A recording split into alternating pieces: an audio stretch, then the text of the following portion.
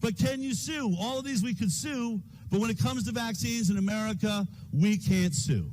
It's the only product like it. We can't sue because in 1986, the makers of vaccines, as the Institute of Medicine described it, they were losing so much money from death and injury by vaccines, they could not make a profit. I want you to think about that. They could not make a profit. So we're not talking about the shining star of the pharmaceutical industry here. We're talking about the worst product they've ever had. They are being sued so often they can't make a profit, so they threaten, basically blackmail Ronald Reagan and say, we're going to stop making all vaccines unless you protect us from liability. You want vaccines? Then you better protect us. And so Ronald Reagan signed the 1986 Vaccine Injury Compensation Act, taking away our right to sue. Right there, you kind of have to think, if they need to be protected from liability, there must be a problem with this product, right? Isn't that what smart people think? Isn't that what journalists are supposed to be writing about? I think so. So what happened? 1986, we take away liability, and suddenly, boom, it explodes. Why wouldn't it? If this is your product and you have no liability and you were stuck in these multi-year safety studies you were saying you were doing anyway, then now all of a sudden I don't really need to do that. You can't sue me. I can just put it on the market. Here we go. Line up, everybody. Guess what? We can make you healthier. You thought 11 vaccines was good. Wait till we give you 54. Then you're really going to be doing good. And we're going to be making billions of dollars, $50 billion a year being made now by vaccines in the United States of America per year. But here's the problem. You're being told this is all about your children. You're all worried that maybe they're going to start vaccinating your children. The pharmaceutical lobby is the most powerful lobby in Washington. I would guess it's the most powerful lobby in the world at this point. In America, they're outspending oil and gas 2-1. As far as I'm concerned, we fight wars all over this region for oil and gas, so I know what they get for their money. Pharma is paying twice that. What does pharma want? What are they doing there? They want us to take more OxyContin? They want to lie more about that? Or maybe they like this little product that they can't be sued for. They don't have to advertise because our government's forced it upon us, and everybody has to take it. I assure you, it's not the 2 to 3% unvaccinated kids that's what this is all about. They're just using the fear of measles in your kids to take away your ability to opt out of the program. Once they have a forced vaccination program in place, every single country is working on a medical ID card. Your future ID card in Europe by 2022 will demand that you get your adult vaccines. In Argentina, the first country we've seen last year, they just made it mandatory. You have to get your adult vaccines before you can get your driver's license or marriage license. And you can't leave the country until you get your adult vaccines. Once they pull that off, it's game over, folks. Informed consent is gone. Of all the nations in the world that should have a little bit of a problem being injected with things they have no control over, it's you. Okay, it's you.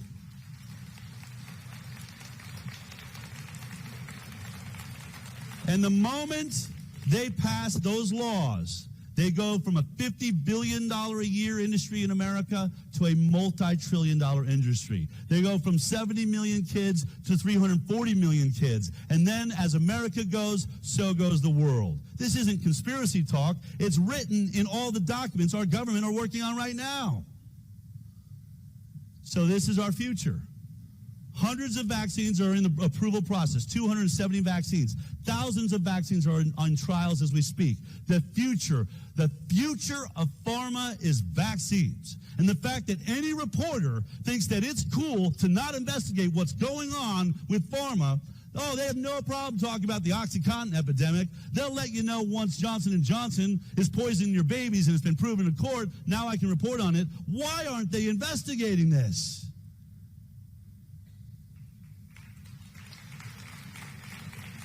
You can't sue the manufacturer in America. We sue Health and Human Services, the head of our health departments. We sue the government. We have to sue our own government if we want to get paid back for our child being killed by a vaccine or having any sorts of neurological damage.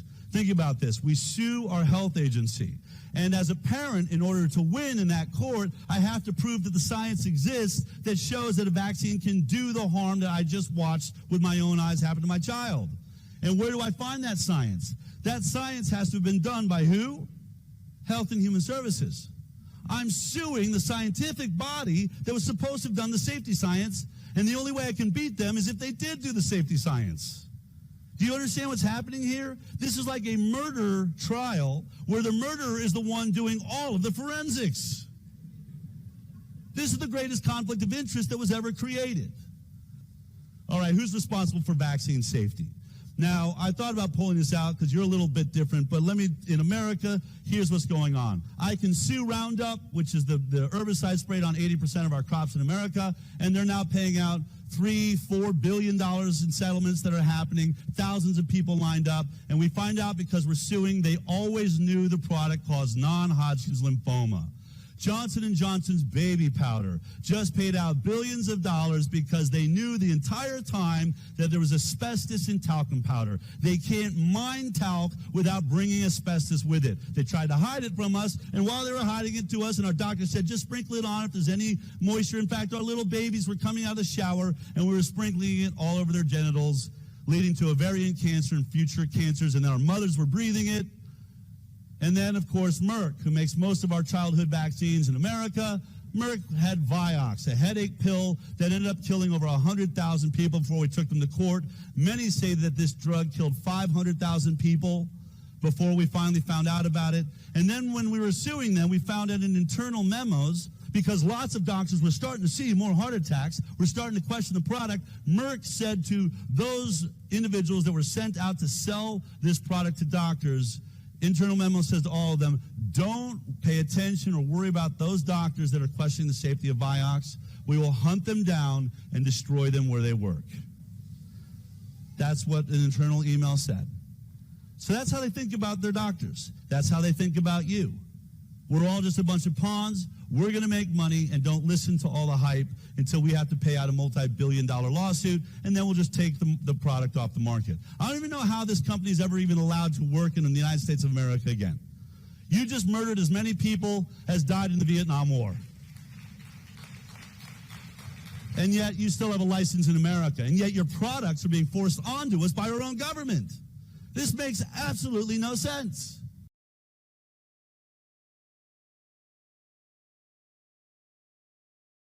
In the last 30 years, the childhood vaccine schedule has tripled, while the U.S. autism rate has skyrocketed from 1 in 10,000 to 1 in 50. Dozens of published research papers show that, yes, vaccines and autism are linked. Yet the debate rages on, in part because of the 1986 National Childhood Vaccine Injury Act, passed by Congress as a result of pharmaceutical lobbying. It shields drug companies from liability for injuries and deaths caused by the vaccines they manufacture. Vaccines that the federal government admits are unavoidably unsafe. To see how this tilted the law in Big Pharma's favor, let's look at Eric, a child suffering from vaccine-induced autism. Had Eric been harmed by a pharmaceutical product other than vaccines, his parents could sue the manufacturer in civil court, entitling them to the standard legal process with a judge, jury, private attorneys, legal precedent, and discovery, all within public view. But for kids like Eric, the National Childhood Vaccine Injury Act says no. Instead of suing the pharmaceutical company directly, parents of children like Eric are forced to petition the Department of Health and Human Services, and if federal health officials oppose compensation, the case is argued before a special master in the U.S. Claims Court. Many refer to this as vaccine court, though it isn't a court at all, but rather an administrative procedure in which the family asks the government to admit the vaccine caused their child harm and requests compensation for the child's care. Here are some shocking facts about the so-called vaccine court. Pharmaceutical companies do not have to participate in the proceedings at all. Taxpayers pay for all damages. The U.S. Department of Justice acts as the government's lawyer, with taxpayers footing the bill for their defense. The family's attorney is paid out of the trust fund, administered by the Department of Health and Human Services, which has a history of punishing plaintiffs' lawyers by slashing their fees and waiting a decade or more to pay them, leaving some families without any legal representation. There's no required discovery process, so potentially incriminating documents stay hidden in the hands of the vaccine manufacturers. Most hearings are off limits. No public, no reporters. There's no judge or jury. A special master appointed by the U.S. Court of Federal Claims both presides over the hearings and issues the rulings, which can limit the chance of an objective verdict. Legal precedent is limited, so the program issues contradictory rulings. In the case of Bailey Banks, a special master ruled the boy's autism was caused in fact by the MMR vaccine. Yet in later cases, special masters ruled that vaccines do not cause autism, even though federal compensation has been awarded in at least 83 cases with autism. Almost unbelievably, the Department of Health and Human Services actually owns vaccine patents. When these vaccines are purchased, HHS profits. In the words of Eric's mom, government attorneys defend a government program using government-funded science decided by federal bureaucrats trying to keep their government jobs.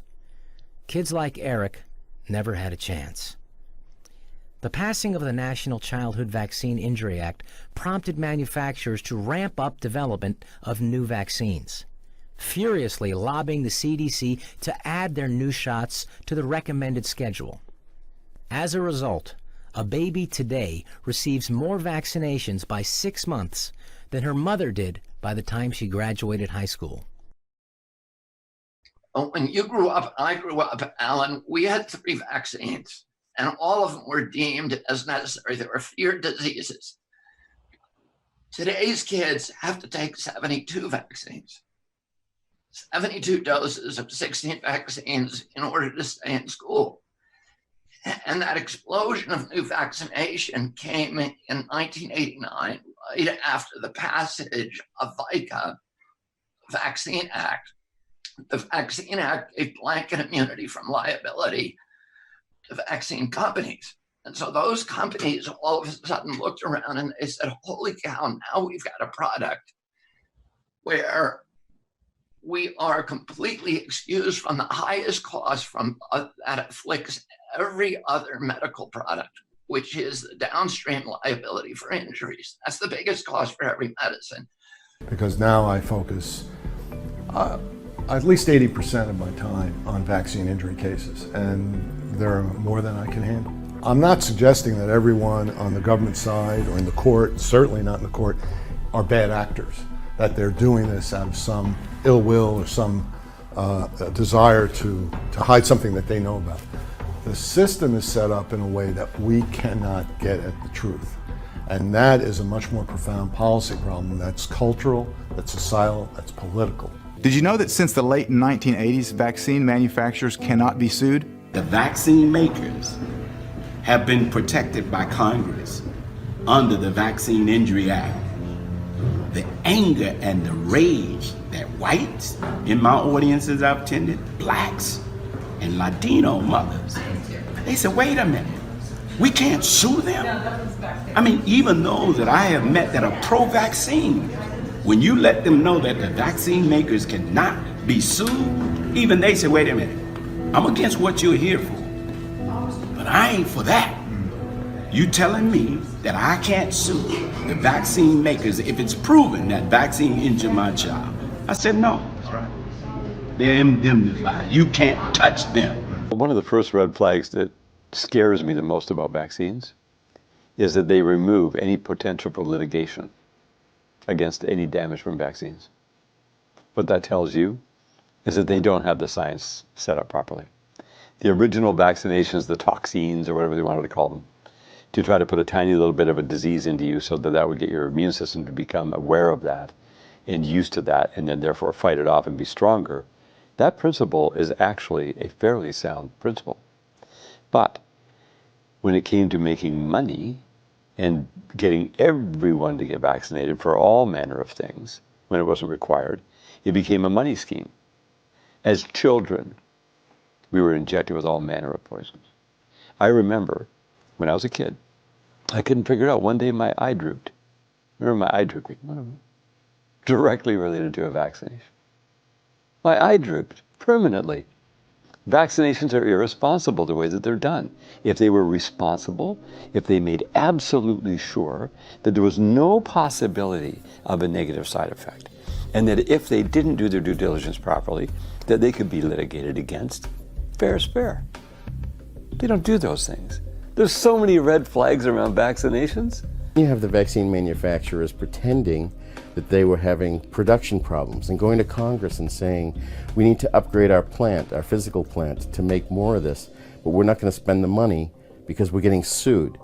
And if we're going to get sued, if we're going to spend the money to make a product to get sued, it doesn't make sense for us business-wise. We're dropping out of the vaccine business. And all of the vaccine manufacturers went to Congress and told them, we're dropping out of the business unless you do something to make it so that we can stay in the business, which is where the Vaccine Compensation Program, the Vaccine Act, the Vaccine Court, the things that you've heard so many things about around this area over the past few days. That's where the whole idea came from. It came from the manufacturers who could no longer defend themselves, and Congress saying we need to protect the vaccine supply. I think the choice at that time was was not an irrational choice by Congress, given the alternatives that they were presented. And the alternative was that I think the calculus was based upon the idea that at that point there was so much litigation against the vaccine companies that the pharmaceutical industry was considering abandoning vaccines altogether. Okay. So Congress, and I think vaccine companies went to Congress and said, we're going to stop making vaccines, and that's going to be a national security problem, because if there's a bioterrorism attack or if there is an epidemic, there's going to be no factories that are up and running that can create new vaccines that can respond to those national emergencies. And so if you want us to continue to make vaccines, you're going to have to give us immunity from litigation. And that's what happened. If you're a surgeon, you can't go into the OR without liability insurance. What business do you know is allowed to practice and offer its service without liability insurance? And what product that carries a risk of injury or death, what other product is mandated to be used by every single person born in this country multiple times? And there's no liability for anybody. The vaccine industry has absolute legal immunity. In other words, they push all the risks of their toxic interventions onto the individuals, the families, the moms and dads. They take no risk whatsoever. And you know why? Because they have legal immunity, and it means they have no reason to have quality control. They could put, if they wanted to, they could put radioactive cesium-137 into a vaccine and inject people with it and cause you cancer, and they would have absolute no liability whatsoever. They could put anything in a vaccine, and to some extent they do. They put known neurotoxins in the vaccines. It's criminal. It's criminal what they do to our fellow human beings.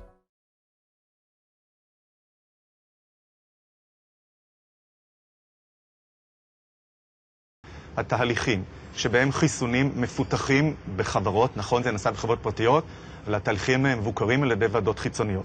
התהליכים שאני מכיר הם תהליכים תקינים שיש הם בקרה אובייקטיבית של אנשים אובייקטיביים.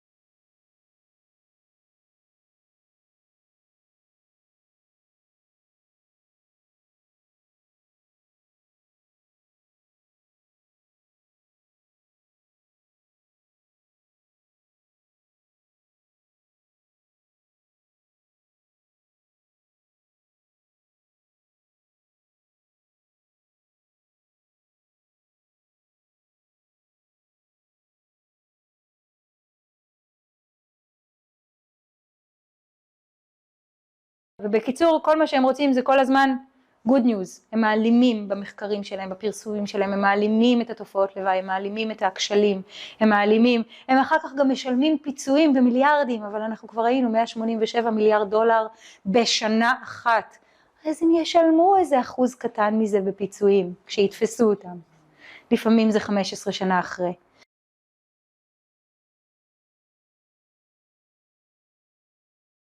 You can't sue them. There's no discovery. There's no depositions. There's no class action suit. There's no multi-district litigation. There's no interrogatories, nothing. They never get caught. Now, they use 4 companies that make all of our vaccines, all 72 of the vaccine shots that are now mandated for our children. Every one of them is a convicted serial felon.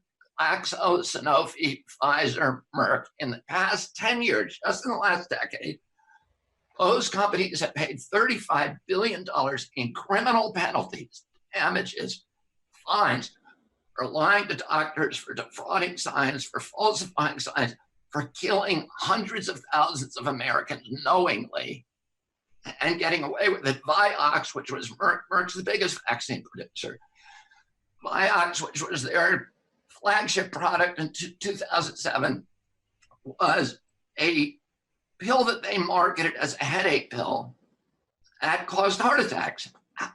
They knew it caused heart attacks because they saw them in the signals in their clinical trials. They didn't tell the American public. And they killed between 120,000 and 500,000 Americans who did not need to die. And most of those Americans were people who had rheumatoid arthritis or they had headaches and migraines. They took that pill, believing, and by the way, when we sued them, we got spreadsheets from their bean counters where they said, we're going to kill all these people. We're still going to make a profit, so let's go ahead.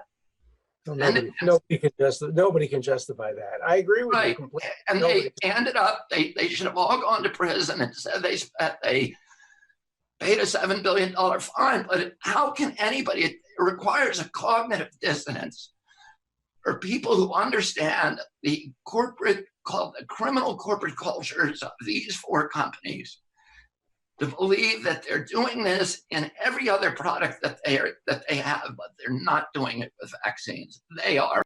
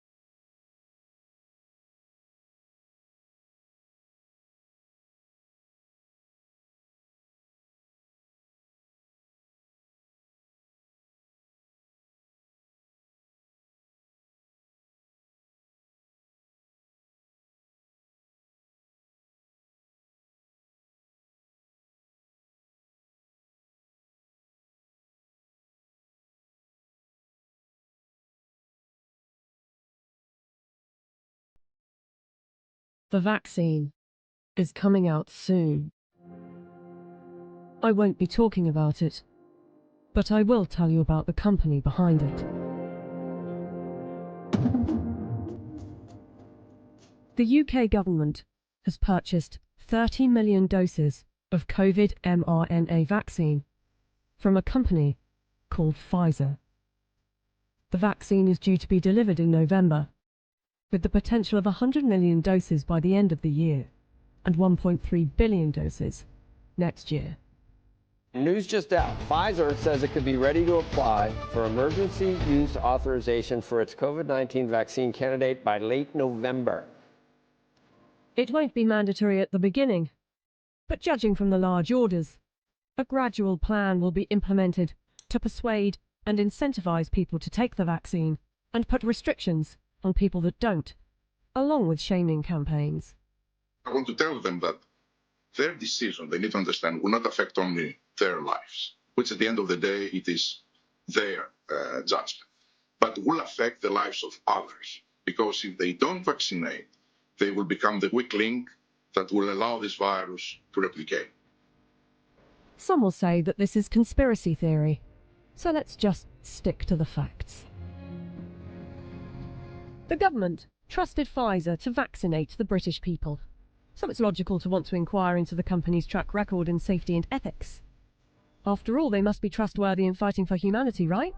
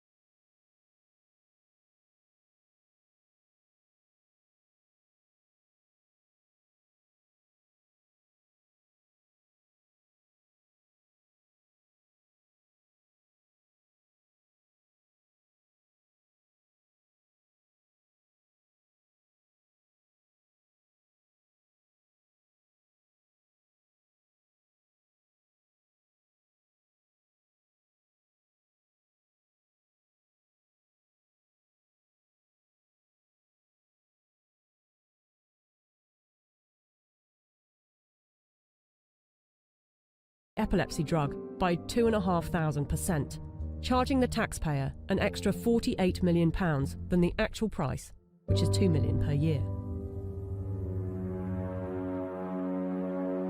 Buying competitors and mis-selling drugs weren't the only factors in making them the giant of a company they are. Their special relations with doctors and medical professionals has also helped.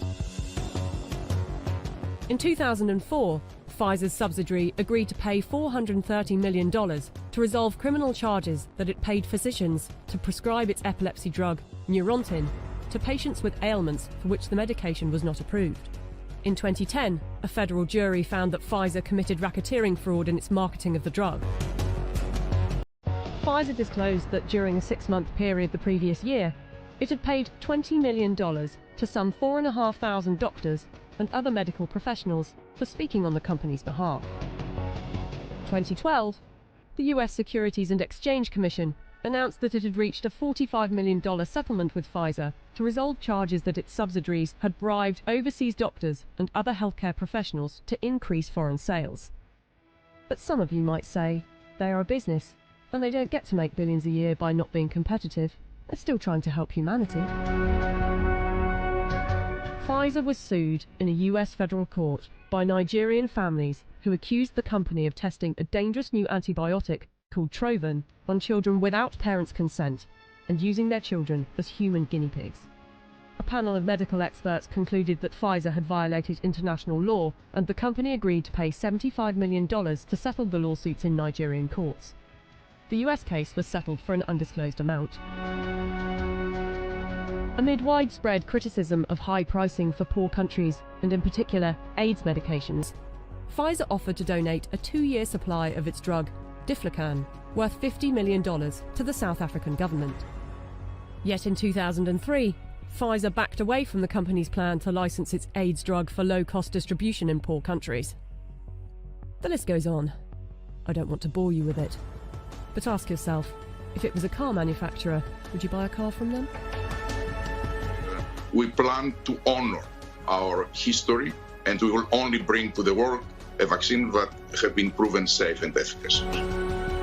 If Pfizer is trustworthy enough to be given one of the keys to vaccinate the population with something that was knocked up in a few months, and with such a track record for safety and ethics, I know what I think. Do you? How many people do big pharmaceutical products have to kill until we wake up and realize what the hell's going on here? I mean, from the From the opiates to the painkillers to the vaccines. I mean, big pharmaceutical companies. There was just that guy on Joe Rogan like 2 days ago who's like, yeah, big pharmaceutical products, they release them. They know they kill tens of thousands of people, but once all the lawsuits and settlements are made, they still make billions of dollars, so they don't care. They shrug their shoulders and do it anyway, and nobody ever goes to jail. So they just keep murdering us with their products, and nobody ever goes to jail.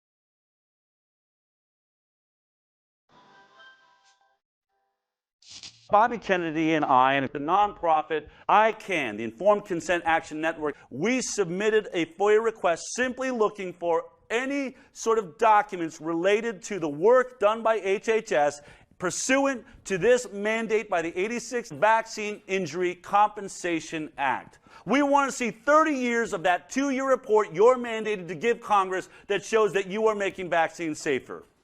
Well, it went all the way to court, and they decided to settle. The Department of Health and Human Services conducted a thorough search of its document tracking systems. The department's searches for records did not locate any records responsive to your request. We got nothing. Zilch, Zippo, this court order right here points out the one government agency that's supposed to be protecting us is not doing its job. And it's signed for Informed Consent Action Network at the very end. Yours truly, Robert F. Kennedy Jr., one of the great environmental attorneys of our time. Bobby, I really want to thank you for joining us. What HHS has admitted here is that there is no scrutiny. There is no vigilance. Most Americans don't understand this, that prior to being licensed, every other pharmaceutical drug and pharmaceutical product has to go through rigorous, randomized, double-blind, placebo testing. Vaccines alone are immune from that. So instead of 5-year tests with true placebos, vaccines sometimes get only a few hours of safety testing or a few days. And of course, that's not long enough to spot injuries with long incubation periods like autism, like ADD, like food allergies, like autoimmune diseases. And really, Del, what it shows is the lackadaisical, the cavalier, the casual attitude HHS has towards vaccine safety. This is the first time I'm getting to even have the opportunity to congratulate you on what we've just achieved in this order. This is the first of a barrage of legal approaches that we've devised, a legal strategy that we believe will ultimately protect these children finally and bring justice to the families who have been injured. We expect to make a larger and larger and larger impression as we go. So I'm very encouraged about our future. Me too. The federal government has failed us. Demand that your state representatives step up by always allowing you to choose whether you want to vaccinate your child or not, when and how often, because this is part of the biggest lie ever told.